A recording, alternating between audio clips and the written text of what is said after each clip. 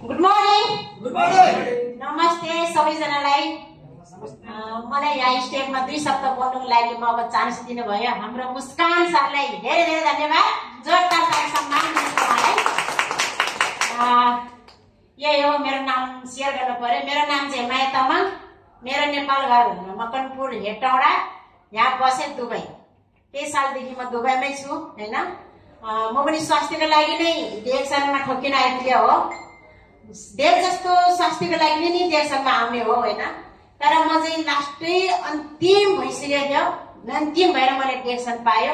त्यो मलाई एकदम गर्व लागेको छ। मेरो आफूलाई धेरै धेरै धन्यवाद दिनुपर्छ हैन। पहिलो प्रथम त हामीलाई यति राम्रो सिस्टम बनाइदिनु हुने हाम्रो यो कम्पनीको फाउन्डर डाक्टर धातु डाक्टर लिन्ज्यूलाई जोरदार ताली सम्मान दिनु होला। उहाँले नै यति राम्रो सिस्टम बनाउनु भएर त हामीले मृत्युको मुखमा पुगेको मान्छेलाई त यति राम्रो प्रोडक्ट पायो हैन। उहाँले नै यति सिस्टम बनाइदिनु नभएको भए हामीले यो कहाँ पाउँथ्यो त? पाउँथेन। अन्तिम 6 वर्षको पैसा सकिएको व्यक्ति मै हो। तर मैले अन्तिम पाएर डिरेक्सन पायो। मैले अहिले के बुझ्छ भने त्यतिखेर त स्वास्थ्य के हो भनेर बुझेको थिएन नि त। जब म डिरेक्सनमा आइसकेपछि क्लास रहेछ के कति कुराहरू बुझ्न सक्ने, कति कुराहरू ज्ञान गुन्न एकदम पोजिटिभ हैन सोच। यदि दाजुभाइ दिदीबहिनीहरूसँग सामान्य बसेर जानेको कुरा, आफूले जानेको, आफूले खाएको चिजलाई सेयर गर्ने हो हैन। यहाँ चाहिँ मैले चाहिँ त्यो बेलामा चाहिँ मैले स्वास्थ्य कस्तो भनेर बुझेको थिएन नि त। हामी काम भनेर कुदेको हुन्छ, कतिखेर भोग्लाइ हुन्छ, कतिखेर पानी ढिलाएको हुन्छ। हामीले त्यो हाम्रो शरीरलाई ख्याल गरेकै हुँदैन। आमा यो काम गरे भने के भन्ला, यो गर्ने के भन्ला भनेको हुन्छ नि त। अब सबभन्दा त यो डिरेक्सनमा मैले बुझेको चाहिँ के भने पहिलो सुरु त हामीले हाम्रो स्वास्थ्य हेर्नुपर्ने छ कि स्वास्थ्य नै धन हो। स्वास्थ्य छ भने हामीले पैसा जति कमाउन सक्छ, काम गर्न सकिन्छ। स्वास्थ्य पनि चाहिन्छ, हाम्रो पैसा पनि चाहिन्छ।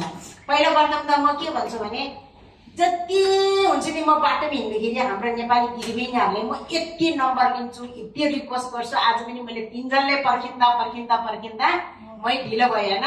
ला मेरो नेपालबाट मान्छे आयो, मलाई बर्दुबामा यसरी बोलाएको छ, फलानाको पार्टी छ भने म ढिलो भयो। म जहिले पनि यस्तै ढिलो हुन्छ के। म बिहान एकछिन काममा पनि जान्छु, त्यसपछि साथीहरूले फलो गर्दा यस्तै हुन्छ। किनभने किन बुझ्दैन के पेट दुख्यो भनेको छ 10 हातको त्यो सल गाँडो पारेर बानेर काम गरेको हुन्छ। सबभन्दा त पहिलो प्रथम त डिरेक्सनको प्रोडक्ट खानु पर्ने नम्बर 1 बढी र प्रोडक्ट खानु पर्ने लेडिजले हो डिरेक्सनको प्रोडक्ट हैन।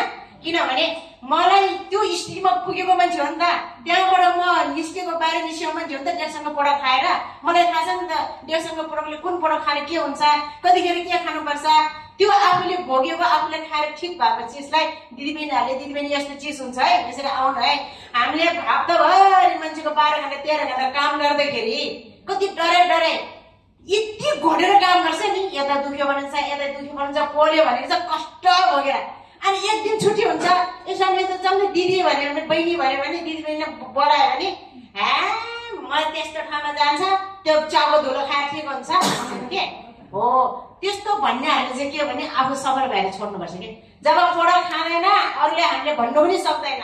पहिलो प्रथम त टन्न 6-7 महिना प्रोडक्ट खाने हो हैन, मजाले खाने हो। त्यसपछि प्रोडक्ट खाइसकेपछि त्यो प्रोडक्टले के रिजल्ट दिँदो रहेछ त। कुन प्रोडक्टले स्पाइरल खाँदा के दिन के गर्छ, मसरुम खाँदा के गर्छ, मोरिन्जा खाँदा के गर्छ, कफी पिउँदा के गर्छ। कफी पिउँदाखेरि कफी मुखमा पऱ्यो कि पेटमा पुग्यो मरिन्जेल छाड्ने मान्छे मै हो। तर मैले छोड्थेँ होला, मैले छोडेको पनि 2-3 दिन हैन। तर डिरेक्सनमा आउँदा सबैले सम्झाउने बुझाउने गर्दा अहिले कफी नभए मलाई काम छैन। कफी अनिवार्य चाहिन्छ हैन। त्यही भएर म भन्छु कि डिरेक्सनको प्रोडक्ट खाने नडराउनु। मैले त 1300 स्यालेरीमा 500 छुट्याएको।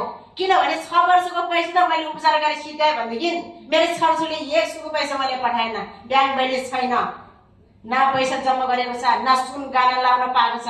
स्वास्थ्य छैन आफ्नो चाहिँ उता यो किन्न पाइने हुन्थ्यो, यो गर्न पाइने हुन्थ्यो भन्छ। 1300 स्यालेरी आउँछ, आएन उयो भनेको छ, काम गरेको छ। आफूले मन मारी हैन।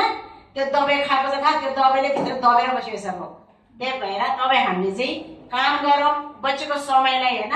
हामी 12 घण्टा काम गरे पनि 9 घण्टा 10 घण्टा काम गरे पनि आफ्नो समयलाई, बचेको समयलाई सदुपयोग गरौँ। समय गइसकेपछि फर्केर आउँदैन हैन।